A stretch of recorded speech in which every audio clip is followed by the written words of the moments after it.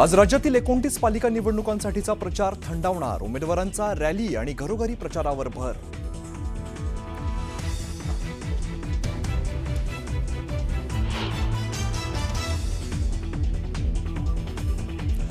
खिशात नाही आणा मला बाजीराव म्हणा असं काहींचं वागणं. पुण्यातील सभेतून मुख्यमंत्र्यांचा अजित पवारांना टोला, तर अलार्मवाल्यांचं घड्याळ बंद करून घरी ठेवण्याचं पुणेकरांना आवाहन.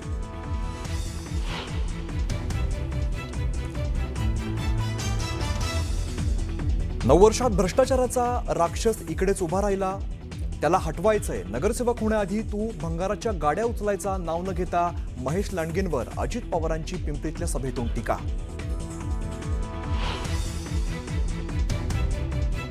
जर समजा या लोकांनी विकास केलाय तर लोकांना पैसे कशाला वाटतंय?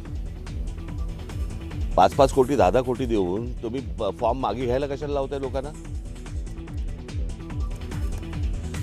जर विकास केला तर मग पैसे वाटून उमेदवार विकत घेण्याची वेळ काय येते? राज ठाकरेंची सीएम फडणवीसांवर टीका.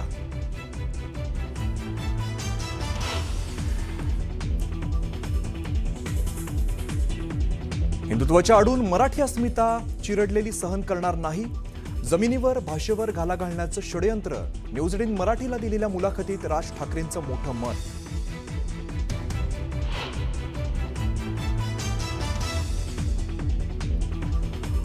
उद्धव ठाकरेंनीच हिंदी सक्ती आणली. मराठी भाषेवर संकट आणणारे तुमचे बंधूच आहेत. उद्धव ठाकरेंनी राज ठाकरे यांचे नगरसेवक चोरले. फडणवीसांचा ठाकरे बंधूंवर निशाणा.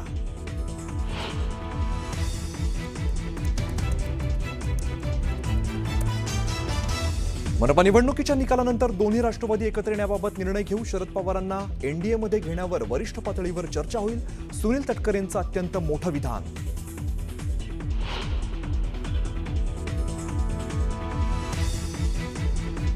आणि नागपुरात मुख्यमंत्री देवेंद्र फडणवीसांचा भव्य रोड शो. महापालिका निवडणुकीसाठी प्रचाराच्या शेवटच्या दिवशी नागपुरात प्रचारासाठी कार्यकर्त्यांची तुफान गर्दी.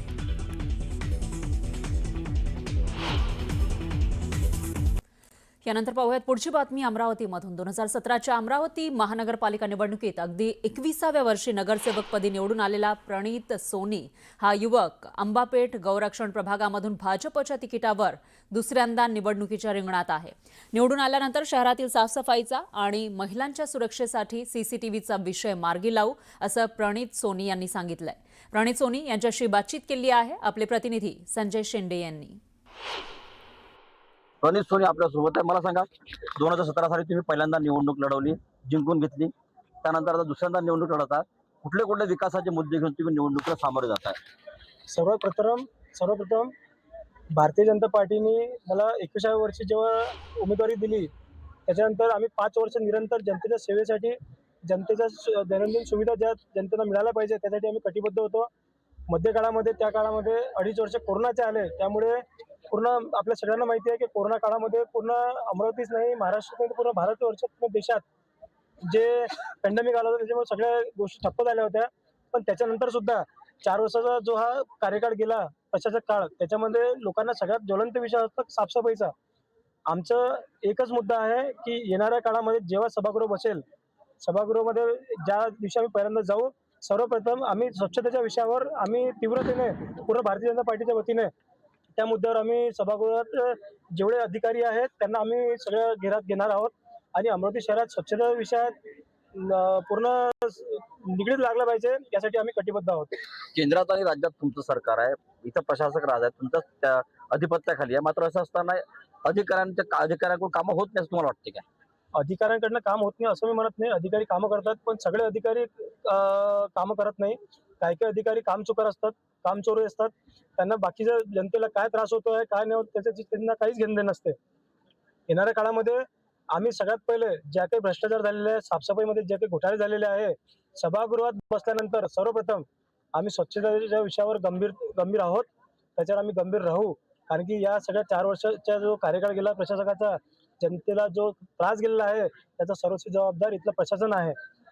यामुळे जेव्हा सभागृह स्थापित होईल तेव्हा आम्ही स्वच्छतेचा विषय जो ज्वलंत विषय आहे त्याच्यावर आम्ही कटिबद्ध आहोत. त्याच्यासाठी आम्ही खूप तीव्र भूमिका घेणार आहे. निवडून आल्यानंतर शहराच्या विकासाच्या, घनकचऱ्याच्या मुद्द्यावर आणि महिलांच्या सुरक्षेच्या मुद्द्यावर ते प्राधान्य देणार असतात त्यांनी सांगितलेलं आहे. व्हिडिओ जर्नलिस्ट सागरचा संजय शेंडे, न्यूज 18 मराठी, अमरावती. निवडणुकीमध्ये मतदारांचा विश्वास संपादित करण्यासाठी उमेदवार वेगवेगळी शक्कल लढवत असतात. अशातच मुंबईमध्ये शिवसेनेचे वॉर्ड क्रमांक 208 चे उमेदवार विजय लिपारे यांनी मतदारांना स्टॅम्प पेपरवर आश्वासन दिलंय आणि या स्टॅम्प पेपरची प्रचार पत्रकं ते मतदारांना वाटतायत. त्याचबरोबर आपल्याला निवडून देण्याचं आवाहन सुद्धा करतायत.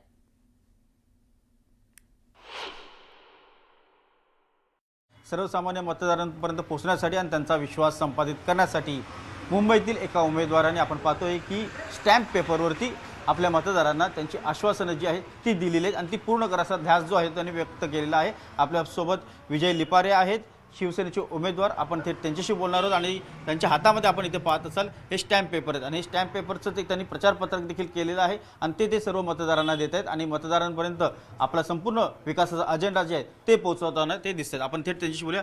या स्टॅम्प पेपरवरती देण्याची कल्पना कशी सुचली आणि स्टॅम्प पेपरवरती तुम्ही काय काय माहिती जी आहे ती दिलेली आहे? नमस्कार, मी विजय लिपारे, प्रभाग क्रमांक 208मधून शिवसेना, भारतीय जनता पार्टी, रिपब्लिकन सेना आणि RPI महायुतीच्या माध्यमातून या ठिकाणी निवडणूक लढवित आहे. मी एकनाथजी शिंदे साहेबांनी जसा माझ्या एका कार्यकर्त्यावर विश्वास ठेवलेला आहे त्या विश्वासाला खरा उतरण्यासाठी आज मी या प्रभागात काम करते. गेली अनेक वर्ष मी काम करतो आहे, परंतु गेल्या 15 वर्षापासून या ठिकाणी ज्या पद्धतीने या प्रभागाचा जो विकास व्हायला पाहिजे होता तो अजिबात काही झालेला नाही आहे. आजही लहान मुलांपासून तर ज्येष्ठांपर्यंत या प्रत्येकाला काही ना काही समस्यांना सामोरे जावं लागते. लहान मुलांसाठी चांगले उद्यानं नाही आहेत, लहान मुलांसाठी खेळण्यासाठी काही चांगले मैदानं देखील नाही आहेत. त्या ठिकाणी मैदानामध्ये आहेत तर त्याच्यामध्ये सुविधा उपलब्ध नाहीत. मैदानामध्ये घाण साचलेली असते, त्याच्यामध्ये अनेक काही गोष्टी इलिगल एलिमेंट्स वगैरे चालू असतात. परंतु या ठिकाणच्या लोकप्रतिनिधीला त्याचं काही देणं घेणं नाही. प्रचारपत्रक तुमचं स्टॅम्प पेपरचं मतदारांकडे पोहोचता तर त्यांची काय प्रतिक्रिया असते? तुम्ही अशा प्रकारे स्टॅम्प पेपरवर येतात ते त्यांनी विचारलं की तुम्ही जर निवडून आलात तर हे कंपल्सरी करून देणारच का आमची कामं? मला खूप ठिकाणून कंपल्सरी म्हणजे असं तुम्ही हे देणार का नाही अशा तर कुठूनही एका ठिकाणून प्रतिक्रिया आलेली नाही आहे. कारण मला अशा प्रतिक्रिया आल्या आहेत की तुमच्यासारखा माणूस विश्वासू माणूस आहे, त्यामुळे तुम्ही जे बोललात आणि स्टॅम्प पेपरवर तुम्ही गॅरंटी घेतली आहे तर तुम्ही 100% ह्या गोष्टी करून द्याल. आपण इथे पाहतोय की हे स्टॅम्प पेपर आहे आणि प्रचारपत्रक आहे त्यावरती देखील स्टॅम्प पेपरचा फोटो जो आहे त्यांनी छापलेला आहे आणि हे ते सर्व मतदारांपर्यंत पोहोचवत आहेत. त्यांचा विश्वास आहे की ह्या स्टॅम्प पेपरच्याद्वारे प्रचार केल्यावरती मतदार जे आहेत त्यांना नक्कीच निवडून देतील. व्हिडिओ जर्नलिस्ट सुधीर जाधवसह उदय जाधव, न्यूज 18 लोकमत, मुंबई.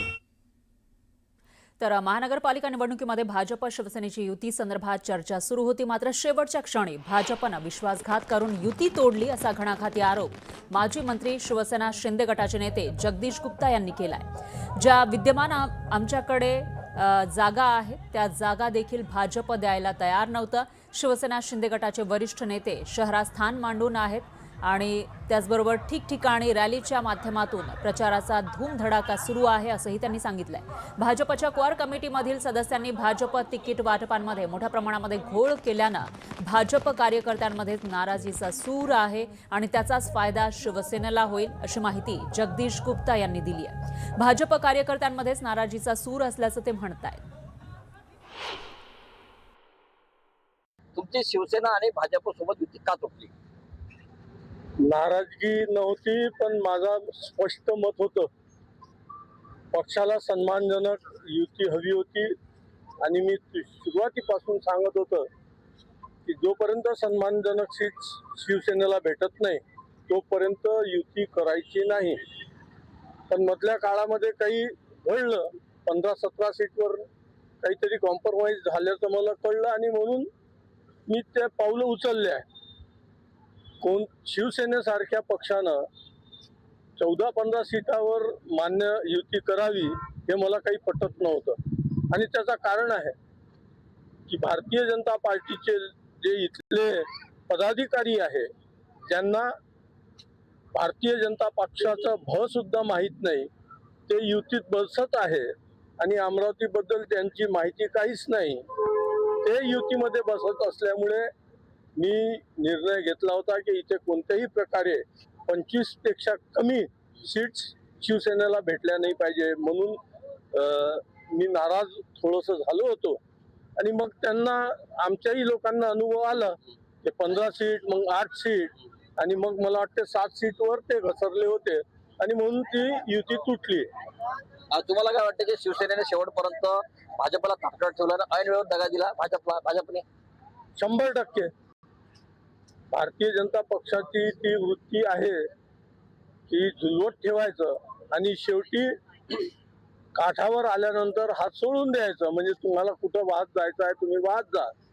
ही वृत्ती भारतीय जनता पक्षाच्या स्थानिक लोकांची आहे आणि मी अनेक वर्ष त्या लोकांमध्ये राहत होतो, त्यामुळे त्यांच्या वृत्तीची वातावरण अगदी